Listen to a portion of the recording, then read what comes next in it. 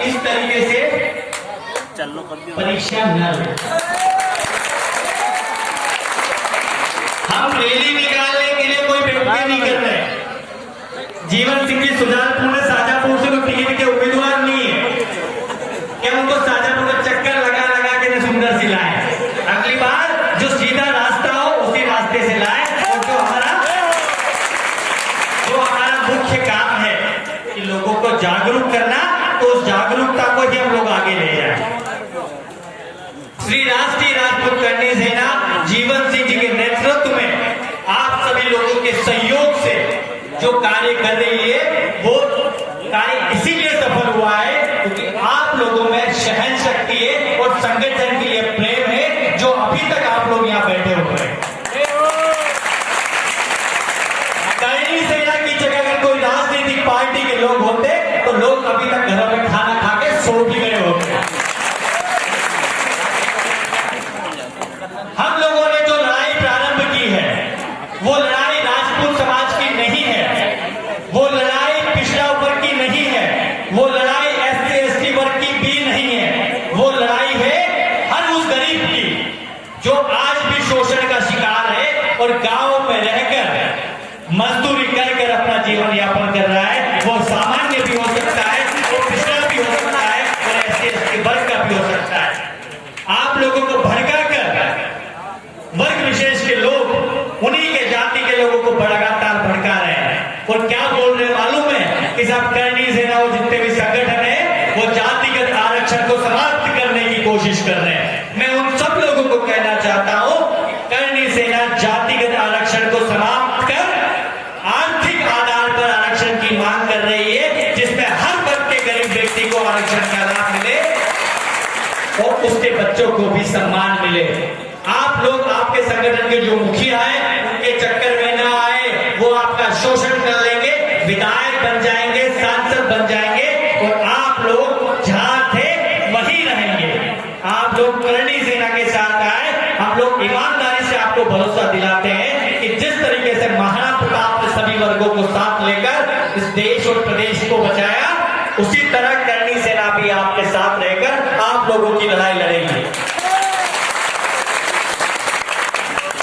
आप लोगों के ही कारण हम लोगों को 10% स्वर्ण आरक्षण मिला और उसी आरक्षण का परिणाम है कि अगर आज 100 लोगों की भर्ती होती है तो 10 लोग स्वर्ण समाज के लोग उसमें जाएंगे। लेकिन ये सरकारें उसमें भी जो प्रशासनिक अधिकारी पर वर्ग विशेष के लोग बैठे हैं वो लोग नहीं चाहते कि हमें 10% स्वर्ण आरक्षण का लाभ मिले, इसीलिए वो लोग शिक्षक भर्ती जैसे काम कर रहे हैं। वर्तमान में शिक्षक भर्ती का जो आरक्षण 10% हम लोगों को मिला है उसमें सिर्फ नाम का आरक्षण है। हमारे कट ऑफ मार्क्स में कोई अंतर नहीं है, हमारी उम्र में कोई अंतर नहीं है। कुल मिलाकर सामान्य वर्ग के साथ मध्य प्रदेश सरकार ने धोखा किया है और हम लोग इस लड़ाई को लड़ेंगे।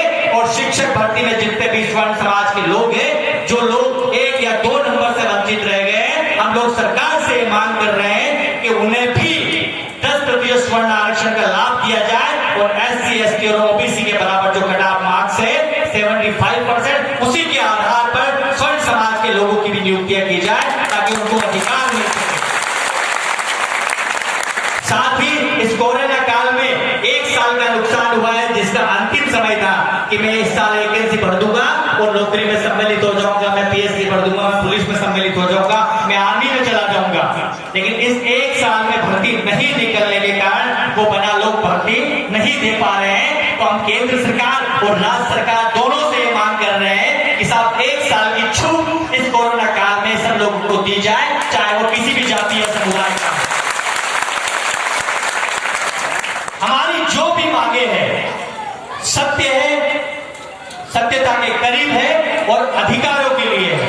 चाहे किसानों की ऋण माफी का मुद्दा हो, चाहे बाढ़ में नुकसान हुए किसानों का फसल का मुद्दा हो, उनको उनका अधिकार मिलना चाहिए। और राष्ट्रीय राजपूत करणी सेना सभी की लड़ाई लड़ना शुरू कर दी है और आगे भी लड़ाई लड़ेगी। और आप लोगों से भी मैं निवेदन करता हूं कि श्री राष्ट्रीय राजपूत करणी सेना के साथ, जीवन सिंह जी के साथ आप लोग ईमानदारी से काम करें और जितने भी मुद्दे हमारे समाज हित के हैं आप लोग आगे आकर उनको उठाएं। साथ ही आप लोगों ने भी देखा होगा कि लेकिन श्री राष्ट्रीय राजपूत करनी सेना ने माननीय मुख्यमंत्री से एक मांग की है। वो मांग ये है कि पुलिस प्रशासन के हमारे जितने भी नौजवान साथी है, जो लोग आरक्षक पर भर्ती हुए थे लेकिन उनका ग्रेड पे मात्र 1900 रुपए है, तो उसको भी 2400 रुपए करने की मांग भी करनी सेना ने की है। ये जितनी भी राजनीतिक पार्टियां हैं नहीं, सब भूल जाएगी। जितने सारे मुद्दे हैं नहीं, जिनको चूतिया बनाना, बेवकूफ बना के काम करते हैं, सारे मुद्दे करनी सेना अपने पास रखेगी और सभी लोगों का हक लोगों को दिला कर रहेगी। हम लोग किसी भी पार्टी के चक्कर में नहीं आएंगे। क्यों अजय सिंह जी, आएंगे कि नहीं आएंगे? हम लोग पूरी ईमानदारी के साथ इस समाज की लड़ाई लड़ेंगे, इस संगठन की लड़ाई लड़ेंगे। जिस तरीके से सीवन सिंह जी ने ईमानदारी से काम किया, उसी ईमानदारी के साथ हम लोग इस संगठन को आगे बढ़ाएंगे और पूरी ताकत के साथ जो समाज का निर्माण विगत 5 सालों में हम लोगों ने किया है, आने वाले 5 सालों में मध्य प्रदेश में एक ऐसा संगठन बना देंगे कि समस्त राजपूताना जो राजस्थान के नाम से जाना जाता था, भारत में मध्य प्रदेश के नाम से जाना जाएगा। विषय बहुत सारे हमारे पास है, चाहे अतिथि शिक्षकों का मुद्दा हो, उस पर भी हम लोग लड़ाई लड़ रहे हैं। और इन सारे मुद्दों की सिर्फ ये बैठक करके हम लोग जागरूकता अभियान चला रहे हैं। और एक जागरूकता अभियान के पीछे एक और मुख्य मुद्दा क्या मालूम है?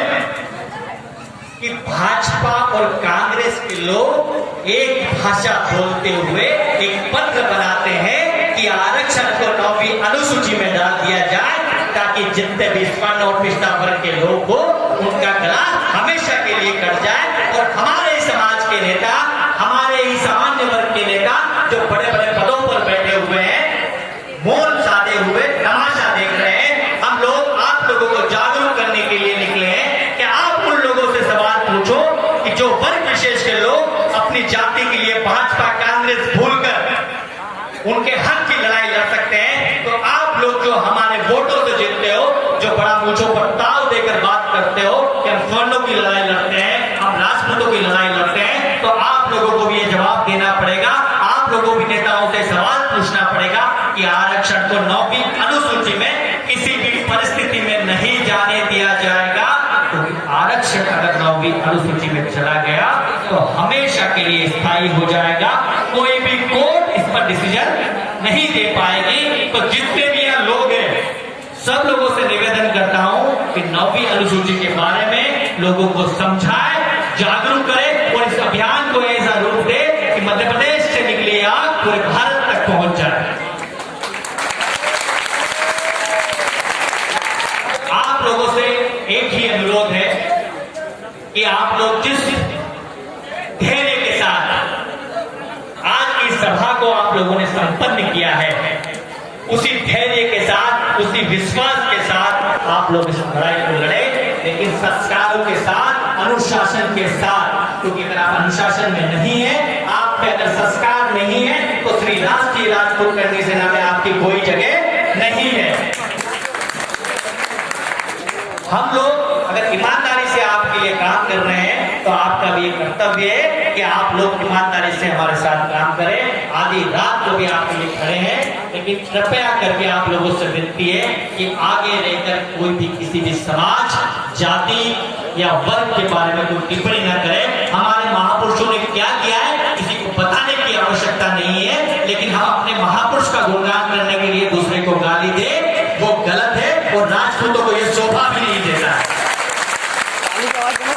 हम किसी को छेड़े नहीं और जो हमको छेड़े तो फिर उसको छोड़े भी नहीं। आप लोगों से यही अनुरोध करूंगा, स्वामी विवेकानंद ने एक चीज कही है, उठो, जागो और आगे बढ़ो, और तब तक रुको मत जब तक कि अपने लक्ष्य को प्राप्त न कर लो। और आप लोगों का लक्ष्य है जातिगत आरक्षण को समाप्त कर आर्थिक आधार पर आरक्षण को लागू करना, ताकि आने वाली पीढ़ी गर्व के साथ ये कह सके कि साफ श्री राष्ट्रीय राजपूत करनी सेना में मेरे पापा ने जो काम किया है वो कम से कम धन का काम किया है, ताकि हमारे भविष्य का सही निर्माण हो गया।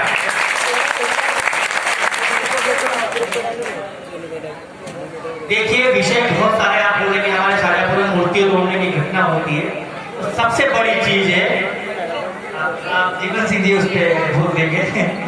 देखो देखो,